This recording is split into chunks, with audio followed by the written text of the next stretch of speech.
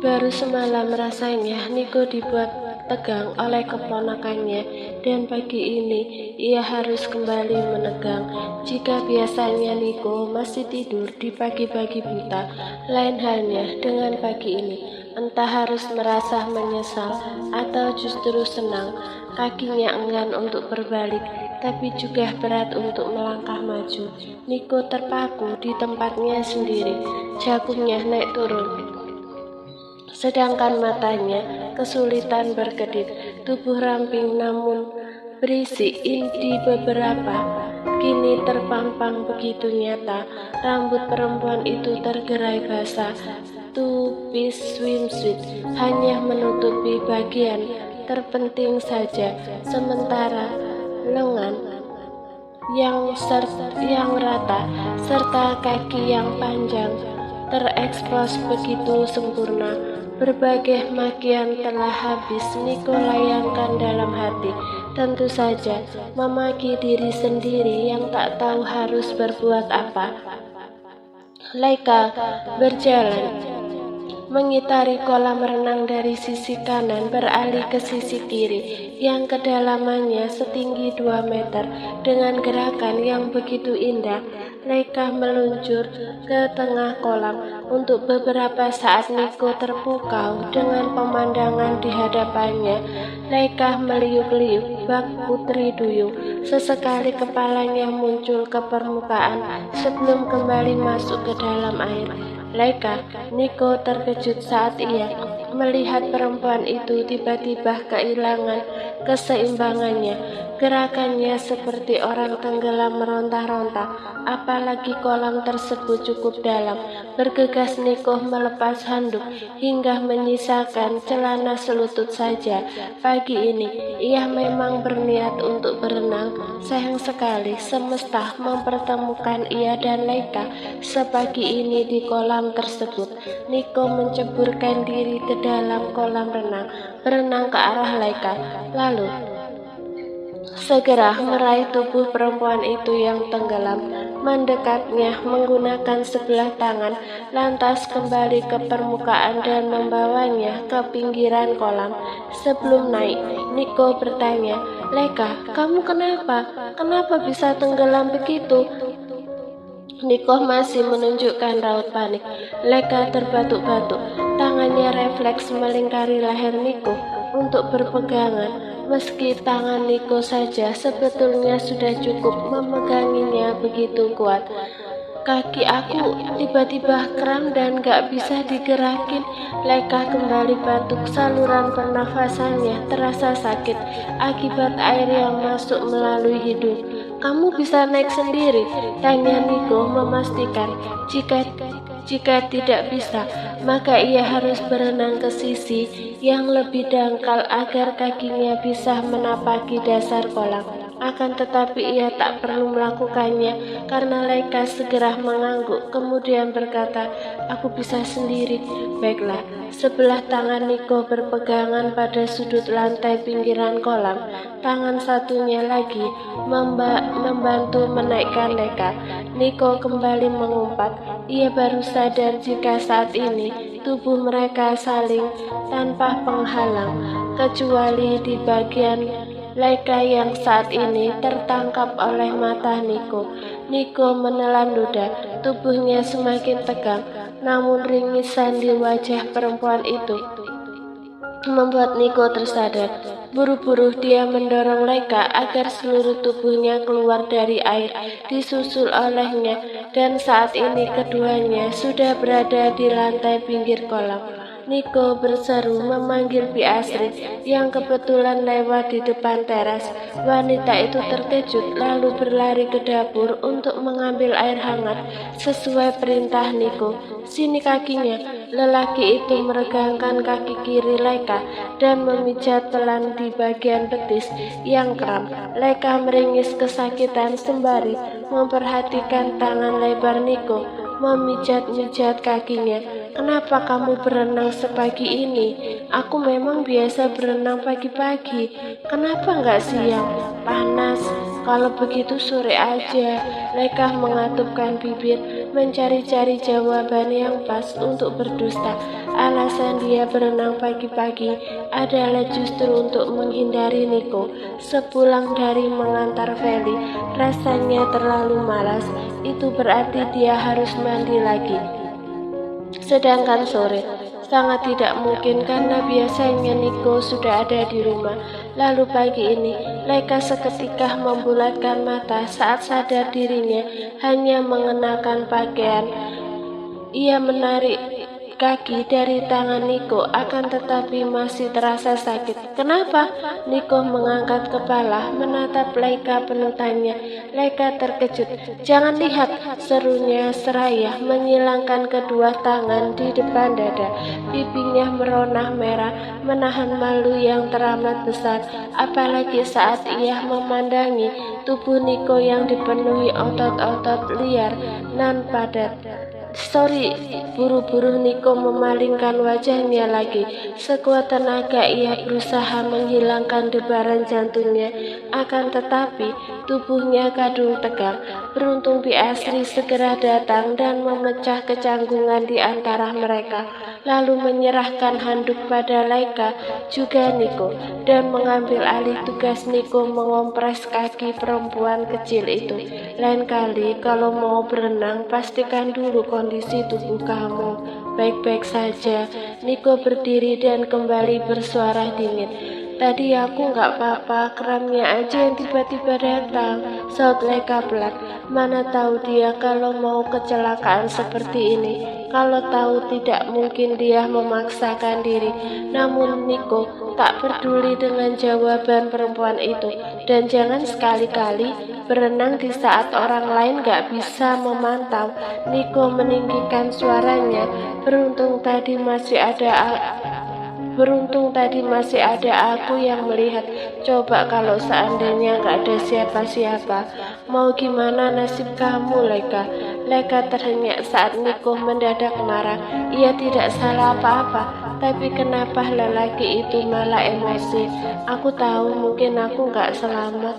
Bagus kalau kamu tahu. Setelah mengucapkan kalimat itu, Niko berlalu dengan langkah-langkah lebarnya, meninggalkan Leika yang kebingungan akan sikap lelaki itu. Apa tidak bisa Niko sedikit ramah saja padanya? Niko keluar dari mobil dan menyerahkan kunci pada petugas.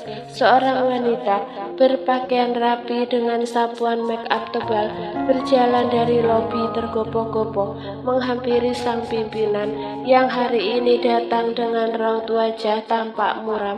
Selamat pagi, Pak, sapa Citra dengan senyuman lebar. Pagi.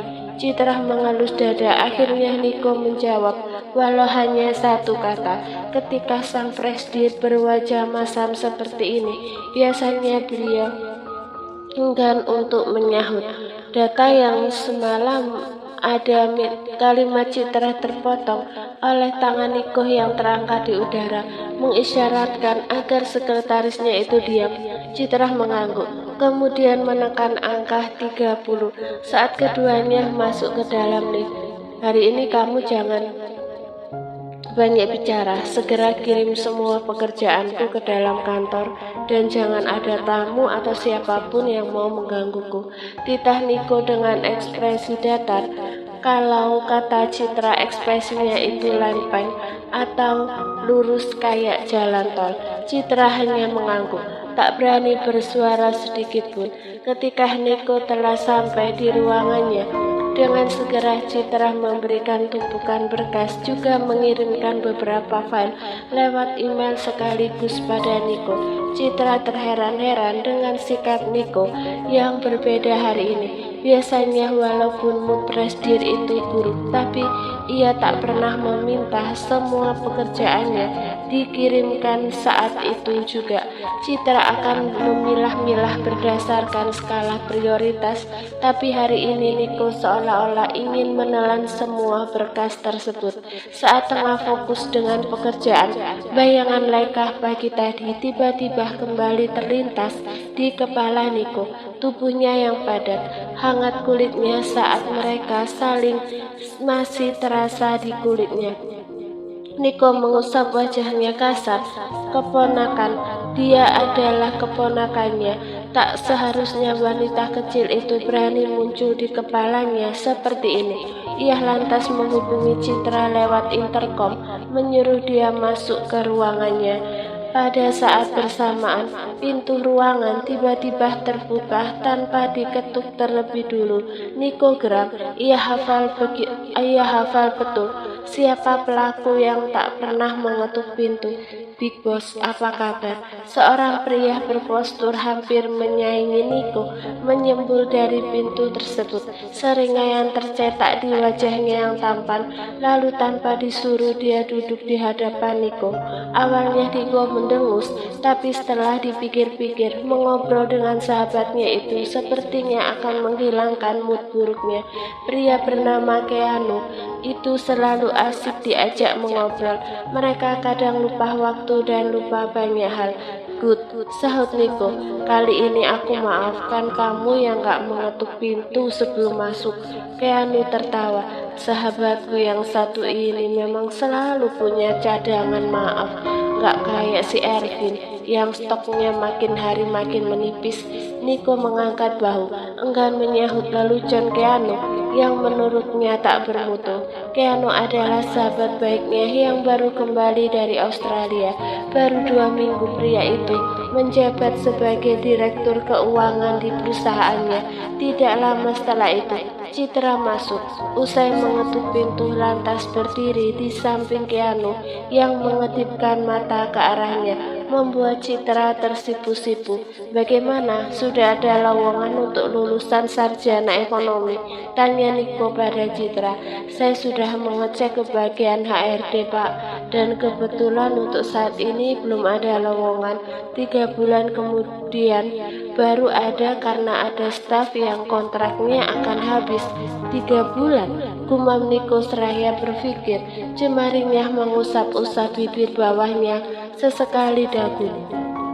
Keanu penasaran dan akhirnya bertanya, kamu lagi cari lowongan? Untuk keponakanku, dia ingin bekerja, jadi ku carikan di sini. Keponakanmu? Maksudmu Laika? Niko mengangguk. Semalam saat di acara keluarga, Gunardi sempat berdiskusi dengannya terkait Laika yang meminta bekerja. Keanu atau Ervin, mereka sama-sama sudah mengenal Laika. Sejak mereka kuliah sering bertemu dengan Laika yang baru masuk SMP. Saat kemarin dengan Niko di rumah kakek Arif, Keanu menyeringai dan menjentikkan jarinya. Sebuah ide tiba-tiba terlintas di kepalanya. Kalau begitu, jadikan dia sekretarisku aja. Kebetulan aku lagi cari sekretaris baru. Ya, alis Keanu terangkat berkali-kali. Raut wajahnya terlihat memelas. Niko mencerna permintaan Keanu. Menjadi sekretaris tak buruk juga bagi Laika. Ia juga bisa mengandalkan Keanu dan meminta dia untuk menjaga Laika sebaik mungkin daripada Laika berada di bawah pimpinan orang lain. Pada akhirnya Niko mengangguk setuju. Baiklah, tapi ada syaratnya. Dahi Keanu berkerut. Syarat? Apa syaratnya? Niko menegakkan tubuh. Sorot matanya terlihat begitu serius saat berkata, jangan berani macam-macam pada dia, dan jangan sampai dia tertekan ada di bawah pimpinan kamu. Tentu, Keanu mengangguk saat itu juga. Aku setuju dengan syarat yang kamu berikan. Halo, siang ini kamu gak perlu jemput Feli. Biar aku saja yang menjemputnya sendiri. Suara Niko terdengar dingin. Laika menjauhkan ponsel dari telinga. Ditatapnya layar ponsel itu dengan kening berkerut. Seakan-akan dia sedang menatap Niko penuh tanya. Sedangkan yang ia dapati bukan wajah lelaki itu, tetapi foto karakter game laki-laki sedang mengayunkan pedang. Leika dengar saat Nico menelpon dengan rekan kerjanya di dalam mobil beberapa hari lalu. Gambar tersebut ialah karakter andalan Nico di dalam game terbaru yang akan diluncurkan minggu depan oleh perusahaannya. Sekilas saat Leika menatapnya, wajah karakter tersebut ada kemiripan dengan Nico. Tapi aku juga mau jemput Feli. Kalau paman gak mau jemput aku ke rumah, biar aku naik taksi aja dari sini dan ketemu di sekolah, jawab Leika yang beranggapan bahwa Nico enggan bolak-balik bawa mobil dari rumah ke sekolah lalu ke rumah lagi. Bukan begitu Leika, aku bilang kamu gak perlu jemput hari ini, tegas Nico sekali lagi. Iya, tapi apa alasannya? Susul Leika yang penasaran kenapa Nico melarangnya. Sesaat kemudian Leika tersentak kaget saat suara Nico meninggi tanpa sebab. Bisa nggak kamu nggak banyak tanya? Aku bilang aku mau jemput dia sendirian, oke? Jangan meminta alasan apapun dariku. Kening Leika berkerut semakin dalam. Lelaki ini sakit bukan sih? Marah-marah bersikap ketus nggak jelas tanpa sebab. Leika bertanya-tanya dalam hati. Tapi ia enggan menyuarakannya kepada Nico. Bisa-bisa lelaki itu semakin murka, walau Leika tidak peduli karena tidak merasa bersalah. Ya sudah, kalau memang itu mau paman, aku nggak menjamin Feli mau diajak pulang karena nggak ada aku, ucap Leika pada akhirnya. Nggak perlu khawatir, aku bisa mengatasinya sendiri. Detik selanjutnya, panggilan mereka berakhir saat Nico memutus sambungan secara sepihak, membuat Leika kesal dan rasanya ingin membalas perlakuan Nico dengan hal serupa. Sayang sekali Leika masih menghormati lelaki itu yang berstatus sebagai pamannya. Sedangkan di sisi lain, Nico melempar ponsel ke atas sofa di sebelahnya usai menekan tombol merah pada panggilannya dengan Leika. Alasan Nico ingin menjemput anak itu sendirian tak lain karena ia tidak mau Leika terus-terusan muncul di depan matanya. Sudah cukup dari pagi-pagi buta, hingga sekarang wanita kecil itu mengacaukan moodnya. Tidak perlu ditambah lagi. Citra yang tengah merapikan beberapa berkas yang sudah ditandatangani Nico melangkah takut-takut ke sisi meja yang lain. Sebisa mungkin gerakannya tak menimbulkan suara atau kekacauan. Bisa-bisa atasannya yang berwajah muram sejak pagi itu melampiaskan amarah padanya. Citra merasa heran saat ada Keanu. Nico terlihat normal dan sesekali tertawa saat mereka bercanda, lalu berubah lagi saat Keanu keluar ruangan beberapa menit yang lalu. Citra, wanita berpakaian rapi itu sedikit tersentak. Selanjutnya ia segera meletakkan beberapa berkas dan berbalik pada Nico, berusaha tersenyum seramah mungkin. Iya Pak, ada yang bisa saya bantu? Lelaki itu mengecek penunjuk waktu yang melingkar di tangan kiri. Masih ada waktu 1 jam sebelum ia menjemput Feli. Ingatkan saya kalau sudah jam 11:30. Baik Pak. Citra tak perlu bertanya lagi apa maksud kalimat itu saat Nico masuk ke sebuah ruangan yang bersebelahan dengan ruangan prestis. Karena Nico akan lupa waktu setiap berada di dalam sana. Nico menempelkan sidik jari pada sebuah alat yang menempel di samping pintu. Sedetik kemudian pintu terbuka lebar. Nico melangkah ke dalamnya dan nampak teknologi canggih memenuhi ruangan tersebut. Ia menghampiri dan duduk di depan monitor 40 inch yang berada di antara deretan komputer lainnya. Nico segera memasang earphone dan membuka aplikasi game terbaru yang akan diluncurkan minggu depan, Free Fire, sebuah game action yang mempunyai misi menyelamatkan Queen Grace yang terjebak di penjara bawah tanah. Nico sendiri yang merancang karakter Queen Grace yang kesatria pedang bernama Emerald. Rupa karakter Emerald sendiri adalah meniru wajah Nico. Orang yang memainkan game tersebut perlu perjuangan melawan musuh sampai mencapai level ke-100 agar dapat menyelamatkan Queen Grace dan melihat wajah cantiknya sang ratu tersebut. Untuk sesaat Nico terpaku pada karakter Grace yang terpampang di layar. Kelopak mata Nico berkedip perlahan dengan berbagai pikiran berkecamuk di kepala sebelum akhirnya ia bertempur melawan musuh agar segera mencapai level ke-100 dan bertemu dengan ratu itu. Nico mengayunkan langkah di lorong kelas setelah sebelumnya ia menghabiskan waktu 5 menit di dalam mobil untuk meyakinkan diri. Ini adalah kali pertama Nico masuk ke area sekolah dan terasa sedikit canggung. Ia menyapukan pandangan ke seluruh area mencari sosok anak keponakannya. Bodohnya, Nico tidak bertanya pada Leka letak kelas Feli di sebelah mana. Mau jemput siapa, Pak? Seorang guru menghampirinya dan bertanya ramah. Nico menatap wanita berkacamata itu sesaat. Saya mau jemput Feli. Di mana ya dia sekarang? Feli, wanita itu berpikir sesaat sambil menatap lamat-lamat wajah Nico. Walau tidak sopan, tapi ia harus melakukannya karena baru pertama kali melihat lelaki ini. Ah, pasti Felicia kan? Tebaknya diiringi senyuman. Nico mengangguk seraya membalas senyuman wanita itu. Betul Bu, Felicia.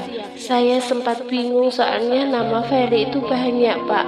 Wanita itu terkekeh. Tapi kalau dilihat dari wajah Bapak, saya sudah bisa menebak pasti Felicia kelas A2. Oh ya, memang kenapa wajah saya Bu?